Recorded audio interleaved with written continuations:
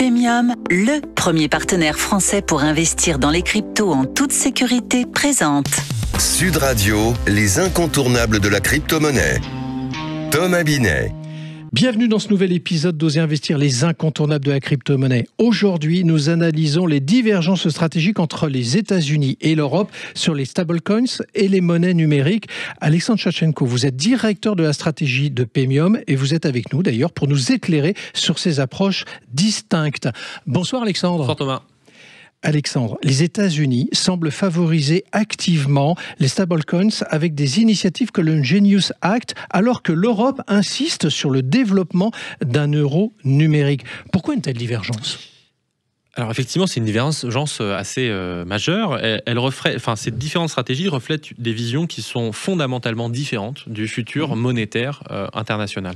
Les États-Unis privilégient une approche plutôt agile, et permettent au marché d'adopter des stablecoins privés. C'est-à-dire des stablecoins sont des coins, des jetons émis par des entités privées qui représentent $1 américain. Donc un jeton égale $1 américain. Et cette approche, elle permet à ces acteurs-là de le faire rapidement, efficacement. Aujourd'hui, plusieurs centaines de milliards de dollars déjà émis via ce biais-là. À l'inverse, l'Europe s'enferme dans une vision très technocratique avec l'euro numérique, un projet centralisé, complexe, bureaucratique, qui risque de prendre des années avant de voir le jour et qui est bloqué par d'interminables commissions et comités, et qui d'ailleurs est assez dangereux même dans son essence. Mais alors quels avantages les États-Unis espèrent-ils tirer de ces fameux stablecoins ? Beaucoup d'avantages. Les stablecoins, qui sont donc adossés principalement au dollar américain, ils permettent aux États-Unis d'étendre très rapidement leur influence monétaire à travers le monde. Ils offrent flexibilité, rapidité, coût transactionnel faible. Ils consolident ainsi la position du dollar américain en renforçant la position américaine sur les marchés internationaux. Et du côté européen, quels sont réellement les objectifs et les défis de l'euro numérique ? Ça dépend. Officiellement, l'Europe souhaite proposer une alternative sécurisée aux stablecoins privés. Voilà. Mais en réalité, l'euro numérique, c'est une véritable impasse. Les banques traditionnelles voient leur rôle court-circuité, les citoyens craignent une surveillance accrue et une restriction potentielle de leur liberté financière. Donc, personne n'en veut, en fait.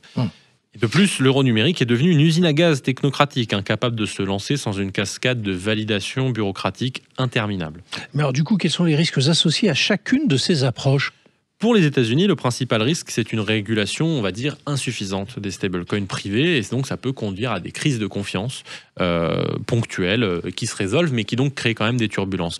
Pour l'Europe, le risque est bien plus grave, puisque l'euro numérique risque tout simplement d'être rejeté massivement par les citoyens européens. Et je l'espère, en tout cas, qu'il le sera, puisque dans son essence, je le réitère, que c'est un projet que je ne soutiens pas. Et ça conduirait à une adoption qui serait limitée, à un échec du projet, et donc à une fragmentation accrue du paysage monétaire européen, pendant que les stablecoins américains, eux, prospèrent. Mais alors Alexandre, comment devraient évoluer ces stratégies divergentes à moyen terme ? À moyen terme, la stratégie européenne risque de s'enliser, donnant aux stablecoins américains une avance décisive. Ou pire, l'Europe pourrait s'entêter dans une impasse incompatible avec un régime démocratique. Et pendant ce temps, le marché mondial risque de se dollariser davantage, réduisant encore plus la souveraineté monétaire européenne et aggravant la dépendance au dollar américain. Il ne faudrait pas que dans quelques années, on se mette à compter en dollars en Europe. Merci Alexandre pour votre analyse très éclairante sur les défis majeurs auxquels l'Europe fait face dans ce domaine crucial, et aussi un grand merci pour toute cette saison qu'on a passée ensemble, ainsi qu'à Pierre Noisa qui a fait l'alternance avec vous à ce micro. Vous pouvez, chers auditrices et auditeurs, vous pouvez écouter ou réécouter toutes nos chroniques sur les incontournables de la crypto-monnaie sur sudradio.fr et sur notre chaîne YouTube. Sud Radio, les incontournables de la crypto-monnaie. Thomas Binet. avec Paymium, le premier partenaire français pour investir dans les cryptos en toute sécurité.